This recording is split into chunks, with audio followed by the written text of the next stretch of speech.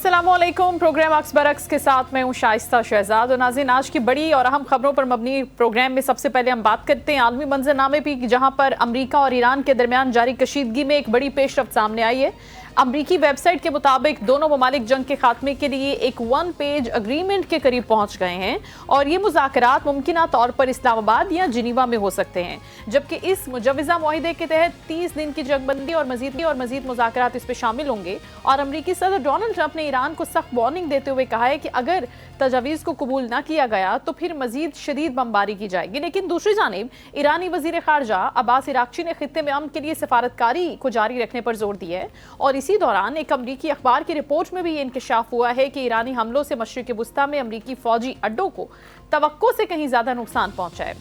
इसी की वजह से खित्ते की सारी सूरत हाल मजीद हसास भी हो गई है। अब हम बात करते हैं कुछ पाकिस्तानी पॉलिटिक्स की, जहां पर रावलपिंडी में दयाला जेल में बानी पीटे और उनकी अहलिया बुशरा बीबी की अहम मुलाकात हुई है, जिसमें उनकी सेहत और दीगर मामलात पर गुफ्तगू हुई है। लेकिन दूसरी जानिब खैबर पख्तूनख्वा हुकूमत ने विफाक के खिलाफ एहतजाजन आज से कलम छोड़ हड़ताल का ऐलान किया है, जबकि NFC अवार्ड और वसाइल की तकसीम पर भी खैबर पख्तूनख्वा हुकूमत के शदीद तहफ़्फ़ुज़ात सामने आ रहे हैं और तहरीक इंसाफ से इंतखाबी निशान वापस लिए जाने के केस में अदालत ने फैसला महफूज किया है, जिससे मुल्की सियासत में एक नई बहस शुरू हो गई है। पार्टी के अंदरूनी मामलात भी गर्म है, जहाँ पर नई मॉनिटरी कमेटी के क़याम पर शदीद इख्तलाफात सामने आ रहे हैं और बाज़ रहनुमाओं को यह कहना है कि यह कमेटी एक तंजीमी बेहतरी के बजाय निगरानी का जरिया बन रही है, जिसकी वजह से पार्टी के अंदर तकसीम भी बढ़ रही है। सलमान अकरम राजा साहब ये वाज़े कर रहे हैं कि पार्टी के अंदर नज़्म ज़ब्त को कायम किया जाए और वो अरकान जो मुश्किल वक्त में साथ नहीं खड़े हुए उनके नाम सामने लाए जा सके, ताकि क्लैरिटी आ सके। आलमी कशीदगी हो या मुल्की सियासत, आने वाले दिन जो हैं इसलिए बहुत ही अहम साबित होंगे। और इसी सूरत हाल पर हम बात करते हैं। काशिफ रफीक सीनियर सहाफ़ी हमें ज्वाइन करें प्रोग्राम के आगाज़ में, उनको वेलकम करते हैं। अस्सलाम वालेकुम काशिफ। वालेकुम अस्सलाम। बहुत शुक्रिया काशिफ ज्वाइन करने के लिए। आपके साथ में पिंडी की सूरत हाल पर, इस्लामाबाद की सूरत हाल पर, खान साहब के मामले पर गुफ्तगू करना चाहूँगी, क्योंकि हम देख रहे थे कि उनकी सेहत के हवाले से बहुत सी खबरें आ रही थी और फिर उनकी बहन अलीवा खान जो हैं वो भी अपने तहफ़्फ़ुज़ात का इजहार कर रही थी। तो सबसे पहले आप ये बताएं कि अभी पाकिस्तान तहरीक इंसाफ का जो मामला है, ख़ासतौर पर खैबर पख्तूनख्वा गवर्नमेंट की हम जो बात कर रहे हैं, और फिर इसके साथ साथ वो जलसों की, एहतजाज की सियासत का भी कह रहे हैं कि हम ऐलान करने वाले हैं। अचकज़ई साहब ने गुफ्तगू की थी जब, तो आप क्या देख रहे हैं कि अब आने वाले दिनों में पाकिस्तान तहरीक इंसाफ का क्या लाहे अमल है, क्या करना चाह रहे हैं? बहुत शुक्रिया Shaista for having me on a show. Thank you. असल इशू ये है कि जिस वक्त से तहरीक इंसाफ के बानी खुद अदम एतमाद के बाद असम्बलियों से निकले, उस वक्त से लेके आज जिस वक्त मैं आपसे गुफ्तगू कर रहा हूँ जी, आप बानी की स्टेटमेंट्स को उठा लीजिए, बानी के बाद जो जानशीन है उनकी स्टेटमेंटों को उठा लीजिए, अली अमीन गंडापुर साहब को उठा लीजिए, तहरीक तहफ़्फ़ुज़ आईन पाकिस्तान के लीडरशिप है इनको उठा लीजिए, और अब अफरीदी साहब जो है उनकी स्टेटमेंटों को उठा लीजिए, तो आपको एक चीज मुस्तकिल लगेगी कि हमने एहतजाज करना है, विफाक पे चढ़ाई करनी है, हमने जो है वो मुज़ामती सियासत करनी है, और वो करते चले गए। और इस मुज़ामती सियासत में जो है वो उस वक्त की PDM और आज की हुकूमत मजबूत होती चली गई। सियासत में मेन प्लेटफॉर्म है पार्लियामेंट। आपको 1000 इख्तलाफ हो, 1000 आप बातें करें, दलीलें दें, सबूत दें, सोशल मीडिया पे आप जंग जीत सकते हैं, लेकिन ग्राउंड रियलिटी ये है कि आपके पास ऐवान में अगर सेटल नंबर होंगे तो आप आईनी तरामीम का रास्ता रोक सकते हैं, आप कानून साजी करवा सकते हैं, या अपने अगेंस्ट होने वाली कानून साजी का रास्ता रोक सकते हैं। उस तरफ तो तवज्जो किसी ने दी नहीं। अच्छा, अब जिस वक्त बानी खुद भरपूर तरीके से सियासत कर रहे थे, बनी कालम में बराज जुमान थे, तो उस वक्त भी पार्टी के अंदर धड़ेबंदी थी। जंगीर तरीन का ग्रुप था, शाह महमूद कुरैशी का ग्रुप था, असद उमर का ग्रुप था, सैफुल्लाह न्याजी का ग्रुप था, इसी तरह असद कैसर साहब का ग्रुप था। आज जब वो पाबंद सलासल है तो वो ग्रुपिंग जो है वो खुल के सामने आ गई और ज्यादा लीथल तरीके से सामने आ गई है। यानी कि आपने शूमिय किस्मत देखी है कि अली अमीन गंडापुर साहब को जिन चार्जेस के पदाश में हटाया गया और सुहेल अफरीदी साहब को वज़ीर-ए-आला लाया गया, आज से 2 दिन पहले, 1 दिन पहले मुराद सईद साहब एक ट्वीट करते हैं और उसपे वो कहते हैं कि ये तमाम के तमाम लोग जो है उनको एहसास और ख्याल ही नहीं है कि बानी और बीबी साहिबा की जो तबीयत खराब है इसके हवाले से क्या बात की जा सके या अमली इक़दाम उठाए जा सके। बहाने हैं, गर्मी का बहाना है, रमजान शरीफ का बहाना है, कभी कोई बहाना है, कभी कोई बहाना है। दूसरा, आप अलमिया चेक कीजिए कि इमरान खान के नाम पे वोट लेने वाले MPA, MNA, सेनेटर उन तमाम को पार्टी के सेक्रेटरी जनरल सलमान अकरम राजा साहब कहते हैं कि आप फी बंदा 50,000 रुपया जो पार्टी फंड में देगा ताकि पार्टी की माली जो बहरान है वो खत्म किया जा सके। अच्छा, ये मैं उस बात यहाँ जमात की तक बात पहुंच गई है कि पार्टी के अंदर माली बहरान भी चल रहा है। जी, ये मैं आपको उस पार्टी की बात कह रहा हूं जिसके लीडर खुद मैराथन ट्रांसमिशन करते थे और करोड़ों रुपए इकट्ठे करते थे। बिल्कुल फिर बिल्कुल। ऐसा भी हमने देखा दौर के बनी गाला में इमरान खान साहब से मुलाकात करने और तस्वीर खिंचवाने का रेट जो है वो 50 लाख रुपए निकाल दिया गया था कि पार्टी फंडिंग इकट्ठी होगी और लोग जोक दर जो पैसे दे के ये काम कर रहे थे। आज वो पार्टी के एमएनए जो इमरान खान की वजह से पार्लिमान में है सुबह, वो पार्टी को फंड देने को तैयार नहीं और पार्टी के अंदर इख्तलाफात शिद्दत इख्तियार कर गए। अब आप ये सारी सूरत हाल आपके देखने वालों को इसलिए मैंने याद कराई क्योंकि हमारे मसला पाकिस्तान में ये कि इतने ज्यादा इश्यूज है कि लोग माजी भूल जाते हैं। तो ये किसी को समझ नहीं आ रही कि देखे मज़ाहमत होगी तो मफाहमत होगी। ये शोरा आफाक जुमला मरियम नवाज साहबा ने बोला था और मरियम नवाज साहबा ने सिर्फ ये जुमला बोला नहीं, इस पे अमल करके दिखाया कि उस वक्त उन्होंने जनरल फैज पे जनरल बाजवा पे तनकीद की, बाद में उसी जनरल फैज और जनरल बाजवा के साथ उनके मामला तय हो गए और अदम एतमाद हो गई और हुकूमत मिल गई। और उस वक्त से ऐसी हुकूमत मिली कि ये सारे जो है इन्होंने पीछे मुड़ के नहीं देखा कि हालात क्या हुए, ये जो मुखालिफिन है उनका क्या मामला बना। सो मैं ये समझता हूँ कि सियासत में मज़ाहमत आप उस वक्त तक करते हैं जब तक आप अपने अहदाफ हासिल नहीं कर लेते।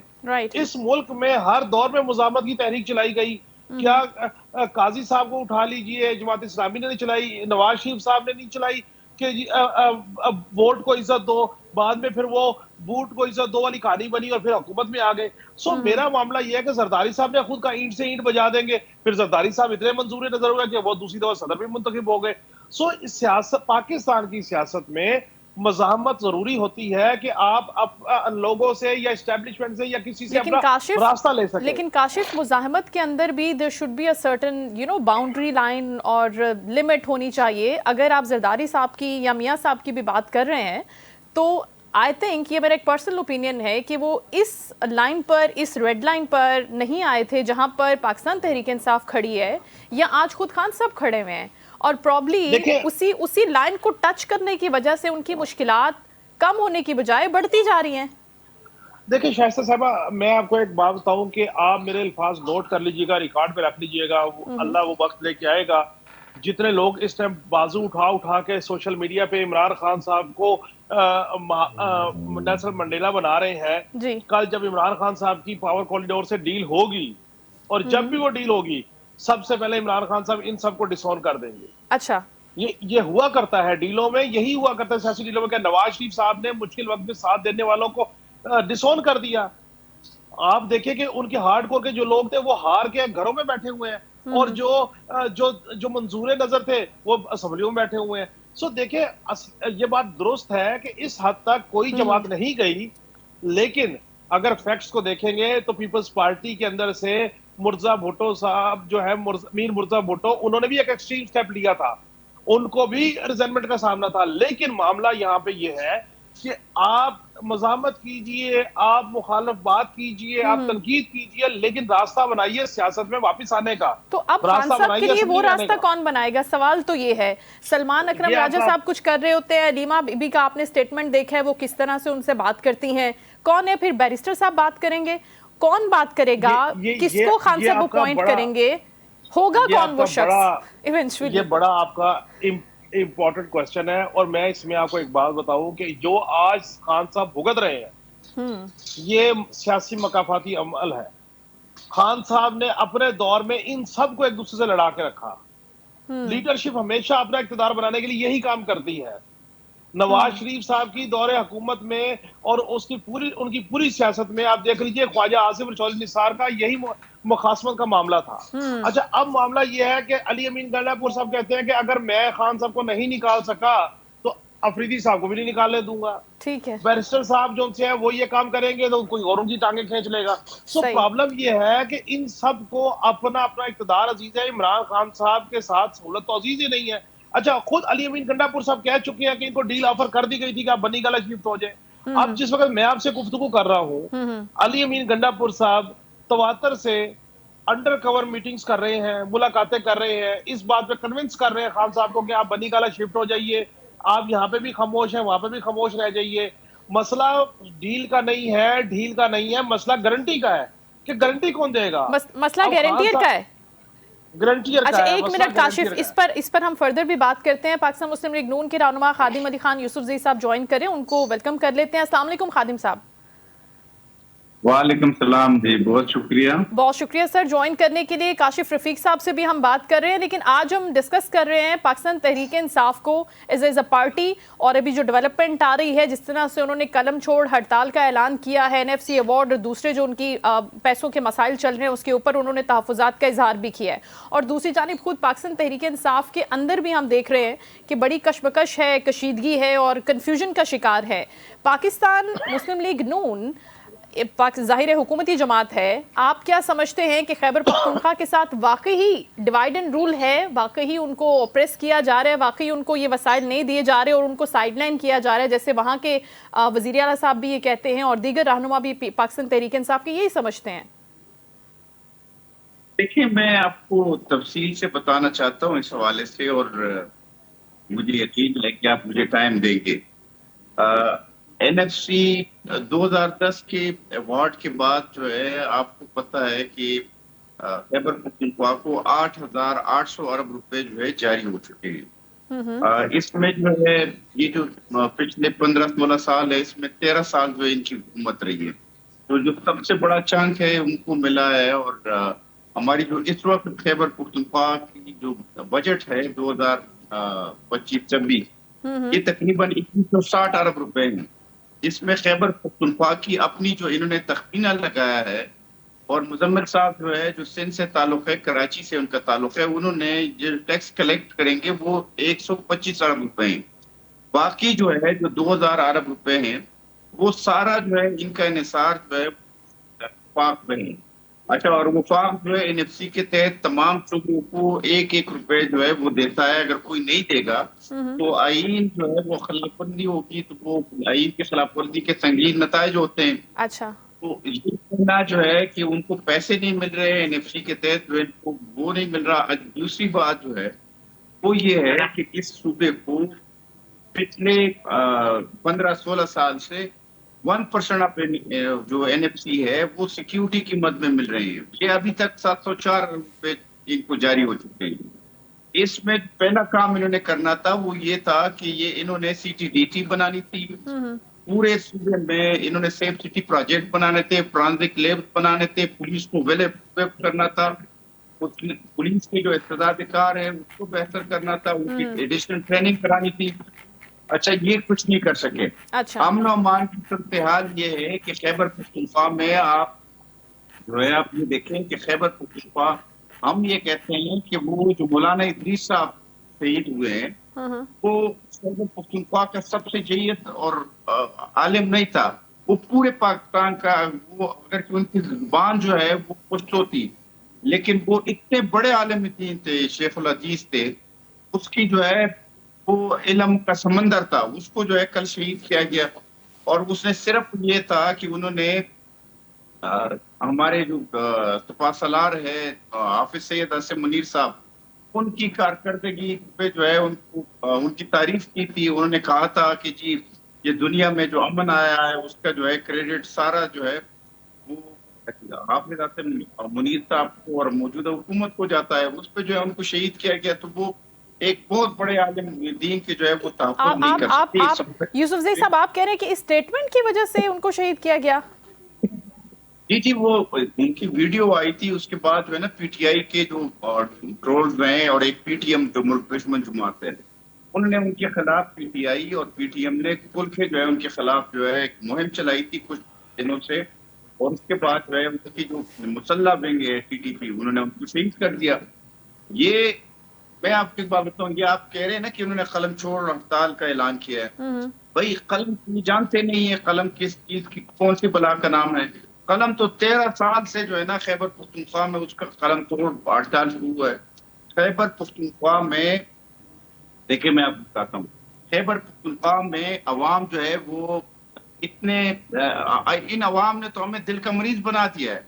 ये वहां पे एक अनपढ़ आदमी जो जिनकी BS को 3 पर्चों में फेल हुआ था, मुराद सईद, उस बात में खड़े होके कहता है कि जी मैं 200 अरब डॉलर आएगी इमरान आएगी, और 200 अरब डॉलर आएगी, 100 अरब जो है वो आईएमएफ के मुंह पे मारेगी, और 100 अरब डॉलर जो है वो आप पे लगाएगी। मुराद और सईद, लोग जो है थे उनको वोट यूसुफ, दिया इन्होंने। देखो मैं आपको बताता हूँ, कसाब और तरखानों की जो है वहां पे एक लायक नाअहल अनपढ़ लोग जो है वो 13 साल से खैबर पख्तूनख्वा में हम पे मुसल्लत है, और खुद जो है ये कहते हैं कि परवेज खटक चोर है, खुद ये कहते हैं कि वो महमूद खान चोर है, खुद कहते हैं कि अली अमीन कंडापुर चोर है।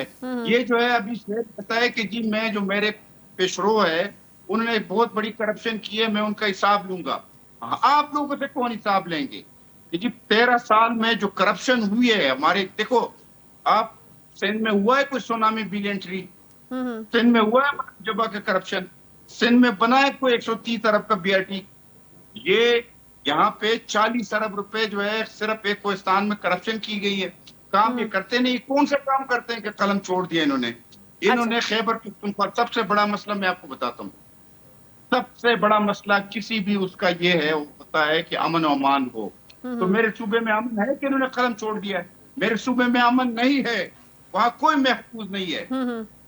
तो रोजगार दूसरा जो बड़ा बड़ा मसला होता है वो रोजगार कारोबार का। ठीक है, मेरे सूबे में रोजगार और कारोबार नहीं है, मेरे सूबे में तालीम नहीं है, मेरे सूबे में आपको पता है पिछले ये 13 साल में कोई एक इंस्टीट्यूट बना, इनसे कोई अस्पताल नहीं बना 13 साल में। कलम छोड़ हड़ताल किसको कहते हैं? अच्छा खादिम साहब मेरे पास काशिफ, कोई अस्पताल बनाया हो, कोई कारोबार के मौके पैदा किए हो, ठीक, कोई रोड इंफ्रास्ट्रक्चर बनाया हो, ठीक, इस पर वो हम कहेंगे बनाए।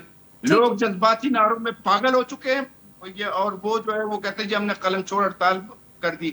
कलम छोड़ तो इन्होंने जिस दिन ये हम पे मुसल्लत हुए थे 11 मई 2013 को, और वो से जो है कलम छोड़ जो है हड़ताल, इन्होंने हड़ताल की, काम कारकर्दगी ने हड़ताल किया हुआ खैबर पख्तूनख्वा में। अच्छा खादिम साहब, काशिफ मेरे साथ हैं। काशिफ, आपने खादिम अली खान साहब की गुफ्तगू सुनी, वो कह रहे हैं कि ये तो रोज़े अव्वल से काम नहीं कर रहे। अब इन माय ओपिनियन अगर इन्होंने पहले पूरा एक टेन्योर गुजारा था, वहाँ पर काम किए थे, पुलिस रिफॉर्म्स की थी, बहुत सारे लोगों के लिए काम किए, वहाँ पर प्रोजेक्ट्स किए, और उसके बाद दोबारा लोगों ने उनको चांस दिया और उनको वोट दिया और उनको मौका मिला वहाँ पर रूल करने का। अभी की सिचुएशन, ये जो अभी रिसेंट टेन्योर है उसकी इंटायरली डिफरेंट है। अब आप समझ रहे हैं कि गंडापुर साहब वहाँ पर काम कर रहे थे, आप समझ रहे हैं कि सोहेल आफरीदी साहब वहाँ पर काम कर रहे हैं। ग्राउंड की रियलिटी क्या है, आप खैबर पख्तूनख्वा की मुझे बताएगा कि क्या वाकई लोग ये कहते हैं कि पाकिस्तान तहरीक इंसाफ खैबर पख्तूनख्वा के साथ सिंसियर रहते हुए यहाँ पर काम कर रही है और उनको फंड्स मिलने चाहिए? देखिए, मामला जो खैबर पख्तूनख्वा की पॉलिटिक्स का है ये थोड़ा सा डिफरेंट मामला है। इसको अगर आप माजी के पर्सपेक्टिव में जानने की कोशिश करें, या मैं आपको बता सकूं, तो मुशर्रफ साहब के दौर में ये तय हो गया था कि हार्ड जो फंडामेंटलिस्ट पार्टीज हैं उनको मिनिमाइज करना है। उनकी रिप्लेसमेंट में तहरीक इंसाफ को वहां पे लाया गया, और उस वजह से मौलाना फजल रहमान साहब की जनरल फैज के साथ तलखी शुरू हुई, और मौलाना फजल रहमान साहब को कहा गया कि आप गुजारा कर लें, थोड़ा सा तहरीक इंसाफ को लाने दें, जिसके ऊपर मौलाना फजल रहमान साहब ने रिएक्ट किया। मौलाना फजल रहमान साहब हयात है, आप उनसे पूछ सकते हैं कि उन्होंने कहा था कि अगर आपने जोर जबरदस्ती मेरा इक़्तिदार या मेरा मैंडेट किसी को दिया तो मैं फिर सुकून से नहीं बैठूंगा। एक तो माजी का पर्सपेक्टिव ये है। ठीक है। दूसरा मामला ये है कि पीपल्स पार्टी भी चौथे टेन्योर में दाखिल हो चुकी है सिंध में, ठीक है। अब हम कहें कि वो डिलीवर कर रही है या नहीं कर रही, तो अवाम उन्हें वोट कैसे दे रही है, ये भी अपनी जगह पे एक सवालिया निशान है। बिल्कुल। पंजाब में नून लीग का मैक्सिमम इक़्तिदार रहा है, तहरीक इंसाफ के हिस्से में 3-3.5 साल इक़्तिदार है, ये फैक्चुअल बातें हैं। लेकिन असल इशू ये है कि मान लीजिए कि तहरीक इंसाफ ने झूठा प्रोपेगेंडा किया, पॉपुलर नैरेटिव लिया, खान के साथ उनकी लोगों की एक एफिलिएशन है, एक मोहब्बत है, या मैंडेट चुराया, जैसे भी बात, जो भी आर्गुमेंट दे ले, सवाल यह है कि वहां पे बसने वाली जो अपोजिशन की जमातें हैं, मुस्लिम लीग नून है, JUI फे है, पीपल्स पार्टी है, ANP है, ये क्यों नहीं व्हाइट पेपर शाया करते? ये क्यों नहीं कहते कि आएंगे हम 3 महीने, हर 3 महीने बाद बताएंगे जी PTI की हुकूमत ने क्या किया क्या नहीं किया। अच्छा, मैं इस हद तक अपने भाई से इत्तेफाक करता हूं कि वो इस मामले की तरफ तो जाते ही नहीं है कि वो ग्राउंड रियलिटी में आवाम के लिए क्या कर रहे हैं। उनका रोना धोना 2-2.5 साल से एक ही है कि हमारा लीडर जेल में है, वो बाहर निकालो, लीडर बाहर निकालो। अवाम की तरफ तो तवज्जो है ही नहीं। अच्छा, अब सुहेल अफरीदी साहब जो भी आता है वो ये समझता है कि यस मेरे पास टाइम है, मैं अपना एक मैकेनिज्म सेट कर लूं, मैं अपनी फाइनेंशियल चीजें सेट कर लूं, मैं पॉलिटिकल सेट कर लूं। अगर अली अमीन गंडापुर साहब थे तो उनकी अपनी एक कोर टीम थी। अच्छा, मैं आपको हैरान कुन बात बताऊं, आपके तवज्जो से ये ना मेरी तरफ ये इंकशाफ है कि असद कैसर साहब, शहराम तरकई साहब और आतिफ खान साहब का जो एक ग्रुप था जिसमें जुनेद साहब भी शामिल थे, जी ये सारे बिल्कुल। अली अमीन गंडापुर साहब के मुखालिफ थे। इन्होंने रास्ता हमवार किया और कहा जी वहां पे वजारत आला चेंज कर दे। अब मुराद सईद साहब ने अफरीदी साहब को अपना बाइतमाद बंदा होने की हैसियत से नॉमिनेट किया और अफरीदी साहब सदर वजीर आला बन वजीर गए। आला बन गए जी। अब जब वो वजीर आला बने हैं तो निजी महफिलों में असद कैसर साहब, शहराम तरकई साहब, जुनेद साहब जो चेयरमैन पीएसी हैं, और आतिफ खान साहब ये कहते हैं कि अफरीदी से बेहतर अली अमीन गंडापुर साहब तो वही बेहतर काम कर रहे थे। अच्छा, अब अफरीदी साहब के जो मामला है वो है, एक मीना खान साहब है, एक शायद ये अफरीदी साहब है, सुहेल अफरीदी साहब। अच्छा, एक इनके साथ जो है वो शफी जान साहब है, और एक शख्सियत और है। अच्छा, ये 4 लोगों का एक ग्रुप है, शायद खटक साहब, ये 4 का ग्रुप है। ये समझते हैं कि ये 4 समझते हैं कि तहरीक इंसाफ को हमने काबू करना है, हमने चलाना है। और आप हैरान कुन बात यह है कि शायद खटक साहब ने मुतालबा किया हुआ है कि जी राजा नासिर अब्बास और महमूद अचकज़ई जो है ये दोनों रिजाइन दे अपोजिशन की हैसियत से जो लीडर बने हुए हैं। अच्छा, वहां पे आप काम नहीं कर रहे, अवाम को डिलीवर कर नहीं रहे, खान से आप मिल नहीं पा रहे, खान का इलाज आप करवा नहीं पा रहे, और कोई भी नहीं कर पा रहा। काशिफ, ये जितने भी ग्रुप्स हैं इसके अंदर 3 या 4 मेजर ग्रुप्स हैं, वो किसी भी प्लेटफॉर्म के ऊपर कोई भी परफॉर्म नहीं कर पा रहे, चाहे वो खान साहब का मामला हो, चाहे वो केपी के अंदर डिलीवर करने का मामला हो। राइट, देखिए शाइस्ता, जो हमारे यहाँ 26वीं और 27वीं आईनी तरमीम हुई, उस आईनी तरमीम में पीपल्स पार्टी के बहुत सारी लीडरान को इस बात पे एतराज था कि आईनी तरमीम नहीं होनी चाहिए, लेकिन सियासत में जिंदा रहने के लिए पीपल्स पार्टी ने कॉम्प्रोमाइज किए, नून लीग ने कॉम्प्रोमाइज किए। कोई सियासतदान ये नहीं कह सकता कि वो विदाउट कॉम्प्रोमाइज प्योरली अवाम की पॉपुलैरिटी भी आके इख्तियार में बैठा हुआ है। बिल्कुल। इन सियासतदानों का अलमिया ये है कि जिस वक्त ये अपोजिशन में होते हैं तो ये तरले मारते हैं, पावर कॉरिडोर से रास्ते उस्तवार करते हैं, और फिर हुकूमत में आके अपने तरीके से चीजों को चलाते हैं। इमरान खान साहब का अलमिया ये है कि उनको ये बात नहीं समझ आ रही, उनके लोगों को समझ आ रही कि अभी आप प्रॉब्लम में हैं, तो आपको अपनी चीजों को बेहतर करने के लिए आपको पोलाइट होना पड़ेगा, आपको थोड़ा सा माफी मांगनी पड़ेगी, थोड़ा सा 2 कदम पीछे हटना पड़ेगा। वो समझते हैं कि अगर मैं पीछे हटा, मैंने माफी मांगी, मैंने 9 मई के वाकयात के ऊपर अपॉलोजी की, तो मेरी पॉपुलैरिटी जो सी है वो नीचे गिर जाएगी।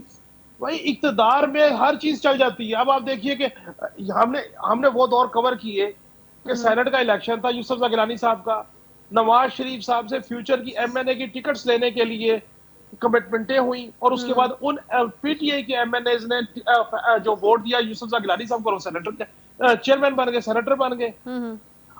अब वही नून लीग जो है वो पॉपुलैरिटी की उस तरह गेज नहीं रखती, बावजूद कि वो कोशिश कर रहे प्रोग्रेस करने की।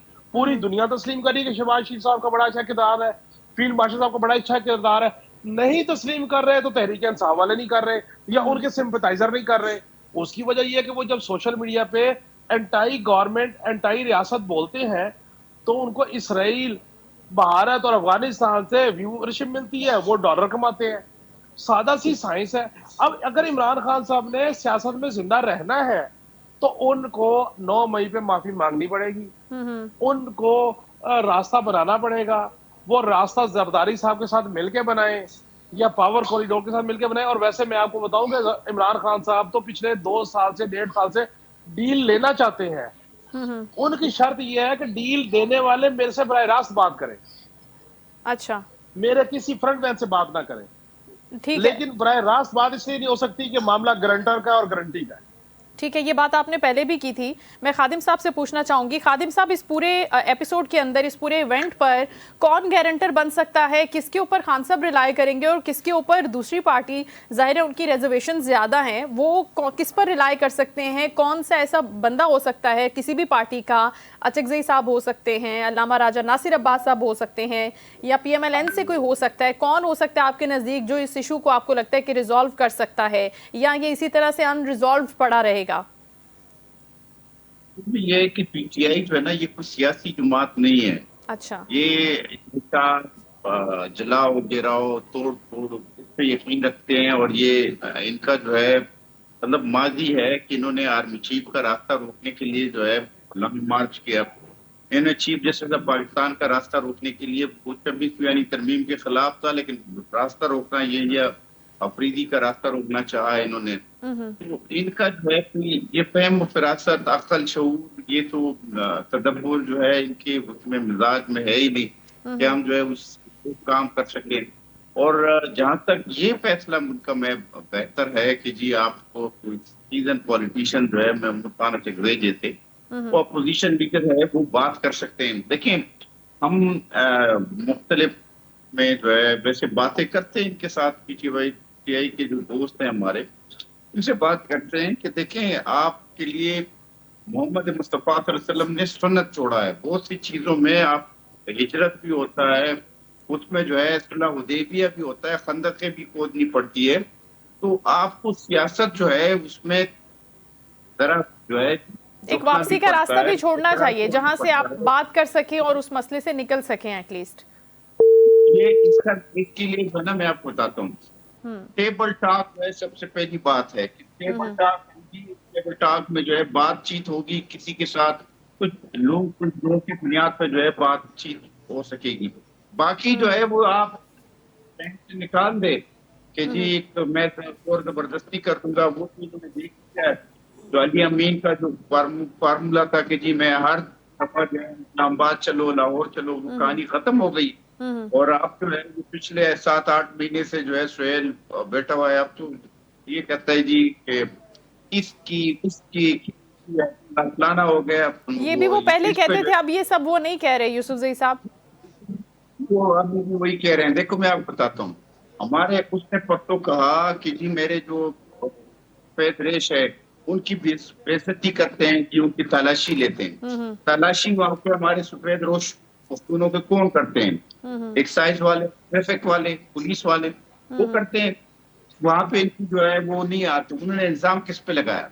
उन्होंने इल्जाम लगाया कौमी सलामती के इदारे पे।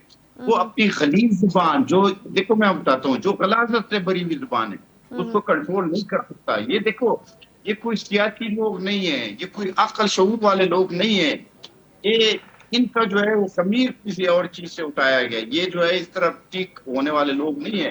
बातें तो वो वही करते हैं, लेकिन इनकी करतूत ऐसे हैं कि जी आप देखिए ना कि अभी जो कहानियां सामने आ रही है, क्या एतबार में जो है खुलेआम जो है आपकी पोस्टिंग ट्रांसफर पे पैसे लोग जो है दे रहे हैं, खुलेआम जो है करप्शन के वो हो रहे हैं। या आपको हामिद तूफान का जो है जो फरीद तूफान साहब के फर्जंद है, उनका आपने प्रेस कॉन्फ्रेंस सुना है कि एक दिन में बंदा 84 करोड़ रुपए जो है वो निकालता है, पीएमओ होता है, और उसके लम्हे जो है ब्रदर का पीएमओ बनाता है, और वो जब वहां पे चला जाता है तो अगले लम्हे जो है उसी दिन उसको जो है 4 का टीएमओ लगा जाता है। तो वहां पे जो है वो अभी वो कहते हैं शायद फटक के मैं उनको जो वो दूंगा, उनको जो है शू करूंगा कि उन्होंने मेरे खिलाफ गलत इल्जाम लगाए। लेकिन गलत इल्जाम लगाए, सही इल्जाम लग रहे हैं। जो भी कहानियां आ रही है करप्शन की, जो तो उसके ऊपर खादिम साहब गवर्नमेंट को चाहिए ना कि कोई इंक्वायरी तो हो सके ना, कोई स्क्रूटनी तो हो सके एटलीस्ट। मैं काशिफ की तरफ जाना चाहूंगी। काशिफ, खादिम साहब ने जो गुफ्तगू की है सारे रहनुमाओं को लेकर, खासतौर पर पाकिस्तान तहरीक इंसाफ के अंदरूनी पॉलिटिक्स को लेकर, और जो गारंटर की बात आप भी कर रहे हैं, तो आपके नज़दीक who could be the one जो गारंटी दे सके? क्योंकि खान साहब ने तो अपेरेंटली जिम्मेदारी दी थी ना ये चकजई साहब को कि वो बाहर जाएं, बात करें, इंटरैक्ट करें, अगर कोई चीज़ बनती है, समझ में आती है तो फिर वापस उनके पास आएं। वो एक एक इशारा ही था, एक जेस्चर था कि आप डील कर सकते हैं, बात कर सकते हैं, गो हेड दिया था उनको। तो अभी तक उसके ऊपर कोई डेवलपमेंट क्यों नहीं हो सकी आपके नज़दीक? देखिए खान साहब ने महमूद अचकज़ई साहब को और राजा नासिर अब्बास साहब को जब अनाउंस किया बतौर अपोजिशन लीडर कौमी असम्बली और सेनेट में जी, तो उन दोनों शख्सियात को कदावर शख्सियात हैं, उनकी अपनी एक फॉलोइंग है, उसको तहरीक इंसाफ के लोगों ने नहीं तस्लीम किया। अच्छा।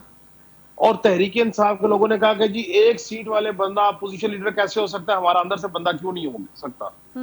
अब उसके बाद वो 2 कदम आगे चलते थे, तहरीक इंसाफ वाले 4 कदम, उनके पीछे इल्जाम तराशी और किरदार कुशी के मामले में चल पड़ते थे।